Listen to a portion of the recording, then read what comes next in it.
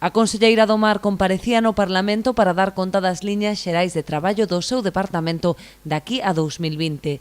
O denominador común de todas as actuacións será o diálogo e a cooperación co sector, establecendo un modelo de cogobernanza para axilizar a relación entre a Administración e os profesionais. A principal aposta que queremos renovar e relanzar, que queremos afianzar, dándolle carácter irrenunciable, ten que ver coa cogobernanza co sector.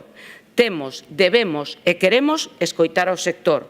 Así o practicamos sempre e o referendamos hai un ano. Renovamos ese espírito e levámoslo a todos os eidos. A finalidade é que o noso sector dispoña de normas que non distorsionen a actividade dos mariñeiros, das mariscadoras e dos acuicultores, de forma que a súa simplificación redunde nunha axilización da relación Administración-sector. Unha das principais medidas para favorecer esta colaboración será a elaboración dun informe anual do Consello Galego de Pesca, onde se reflitan as principais inquedanzas do sector.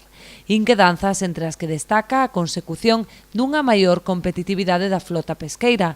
Daí a necesidade de seguir vixilantes ante a negociación das cotas pesqueiras en Europa, o regulamento de medidas técnicas e de control ou a normativa sobre a eliminación dos descartes. Nesta mesma liña, Rosa Quintana destacou o seu compromiso coa pesca artesanal, o marisqueo e a acuicultura, a través de medidas que doten de maior seguridade a estes subsectores e favorezan un incremento da súa produción.